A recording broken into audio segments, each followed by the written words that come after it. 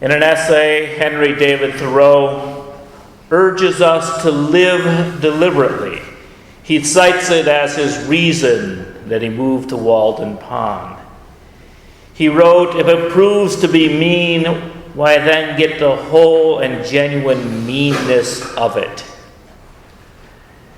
Now the word mean in this particular context has a particular meaning. It doesn't mean mean as they're being mean to me, but it means mean as in reduced to its starkest reality. The harsh realities of life, the bare bones, and to break these bones and suck the marrow out of life. The third principle of Unitarian Universalism talks about the free and responsible search for truth and meaning. What is meaning but life boiled down to its essence, the essential facts of life? The third principle gives us a balanced way to seek meaning, free and responsible. Now, the free way requires no preparation. Sometimes meaning comes up and slaps us in the face. The unexpected death, job loss, any failure pushes us into the abyss of why. We ask, what does this mean? And other times, meaning arrives as unexpected blessings. The loving look across the crowded room, a new opportunity, the perfect job that you never knew existed, new knowledge that shapes our lives and changes its course, giving us new meaning. It is possible to live as hunter-gatherers, finding meaning wherever it happens to be. But today I want to focus on the responsible search for truth and meaning. How do we cultivate meaning? Apples grow wild, yet if we plant an orchard, we will have more apples. Love happens spontaneously, yet if we work to make ourselves loving and lovable, it will happen more frequently. The universe is always full of infinity. But if we take an hour each week to ponder the infinite, a definite change in our life is more likely. There are times we should take responsibility and live deliberately. To live life as if we really mean it. What I am preaching today is simple, but practicing it is not. It's a sermon I need to give to myself as much as I need to give it to you. To cultivate meaning is to be intentional. To not let your life go to seed, but to harvest your seeds for the future. Cultivation begins with preparing the soil. And the soil of our soul is sleep. It is during the winter when the land lies fallow that it is restored. In autumn we prepare the soil. How do we prepare ourselves for sleep? Do we prune away excess thoughts and let our minds run still? Do we have an evening ritual before bedtime? Or do we just wait until the TV wakes us up with a loud ad after we have fallen asleep? Preparing oneself to sleep is the ground upon which dreams grow. Without rest, we will not have the strength to live deliberately. Cultivating sleep is the first step in cultivating meaning. How do we awake? Do we go to sleep early enough so that our body awakes naturally? Or do we need an alarm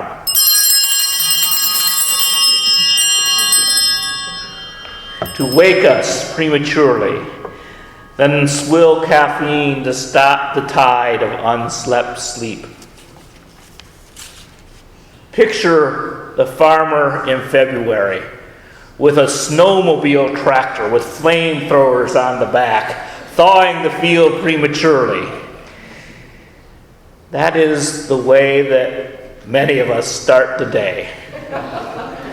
Burning early, then burning out. We rush into the day as if we are running through the thick of a forest, branches bending and slapping us in the face. What if we pause to chart our course for the day? What if we cultivated meaning? What if we lived deliberately? To live life as if we meant it, we might find a gentler path through the woods. What do we hope to accomplish in a day? How are we going to do it? What do we want to learn? Where will we look for wisdom? And always, why? Why? Why? Who am I when I make choices about my circumstances? Who am I when circumstances force choices about my life? Am I reactive or proactive? The American marketplace is bountiful and full of instant gratification, from toaster strudel to hash browns in a paper pocket. Something for everyone, from all the food groups. Fast, instant, deep fried, microwavable.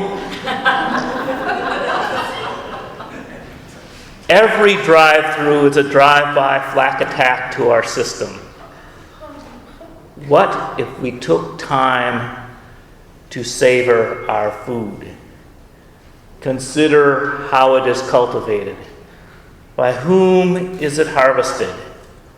How is it prepared? With whom is it shared? There is meaning in food. Instead of mindless mastication, let us eat as if we mean it. Where shall we seek wisdom? We can easily find what feeds our biases, but we seldom cultivate curiosity. How often do we try to understand a different point of view? I sometimes do. And this is not to say that I will agree with every point of view, but I should understand a different point of view to know enough why somebody holds it and why I do not.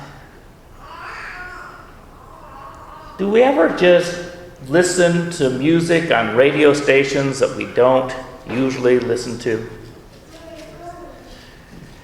Often before church on Sunday, I watch the top 20 video countdown. I usually enjoy about 3. But I make myself listen because I certainly didn't want to be the person that I knew as a teenager who said, "Oh, your kids' music is just garbage. How can you listen to that?" I try to look for the good, to try to hear things that are different, and it changes me by forcing myself to listen to what I consider bad music. But I find those gems that I would never find if I wasn't open-minded. We live in an era of data overload. Pop-ups and ads, distractions lead us from one website to another. One can flit across the Twitterverse and never find a place to land. How often do we get to sit still and read a book? or even a Kindle. Snippets and sound bites surround us. When do we take time to learn one thing really well? Cultivation takes time. Time, like land, must be set aside for cultivation. We have a bedtime, but do we set aside 30 minutes before bedtime to prepare? We have a mealtime, but do we set aside 30 minutes before that mealtime to actually prepare a good meal? Our work exhausts our bodies. Do we set aside 30 minutes of exercise to strengthen our bodies? Our work and our lives exhaust our minds. Do we set aside 30 minutes of meditation to clear our mind? We enjoy time with our friends, but do we take the time to cultivate those friendships? A note, a phone call. Do we take time to cultivate community? The deliberate life demands that we set time aside. Stephen Covey, the author of The 7 Habits of Successful People, talks about the need to sharpen the saw. Imagine you are doing some good cultivating. You are pruning the trees. And we work harder and harder, cutting branch after branch. And every branch that we cut dulls the saw just a little. We should stop and sharpen the saw. But we don't take time because there are still so many branches to cut. So we cut more and more. And each branch we cut is harder and harder to cut as the saw gets duller and duller. But now that the saw has been dull and we've been so slow, we're even farther behind. So we really can't take time to sharpen the saw. And so we saw and saw until we're exhausted. We think we don't have time to prepare for bedtime, to prepare a meal, to meditate, to plan. But in the long run, stopping to sharpen the saw actually helps things go smoother. If we take no time to sleep, our waking hours are less effective. If we take no time to prepare a meal, our meals are less nutritional. If we take no time to clear our mind, we will think less clearly. If we take no time to learn something new, our curiosity will die. If we do not take time to cultivate community and family relations, we become more isolated. If we don't take time to build meaning in our lives become meaningless. This is why this church, is important. It is an exercise in cultivating community and relationship. It is a ritual to cultivate meaning. Life presents us with urgency after urgency. So many things clamor for our attention. But if we want meaningful lives, we need to be intentional. We set aside times to sleep, eat, and exercise. For if we do not set aside time for our body, we will have no energy for our souls. If we want meaning, we have to set aside time to think, to set a time to meditate, to cultivate an open and curious mind. Only when we know ourselves can we have honest relationships with others. And if we want those meaningful relationships, we must set aside time for them. Set aside time for a lover. Set aside time for family, for friends. Be intentional. Live deliberately. Live life as if we mean it. Let us cultivate lives of meaning. Look around. Look around at those gathered in this room. Vow to get to know these people better. You may have something to do after the service today. I hear the football season is starting. But you can miss the first quarter. Come to the potluck. Sit down. And don't try to get to know 50 people. Talk to the person next to you and get to know them a little better. We can help each other cultivate meaning if we make time for one another. Let us learn to live together, and together we can share what we learn with the world.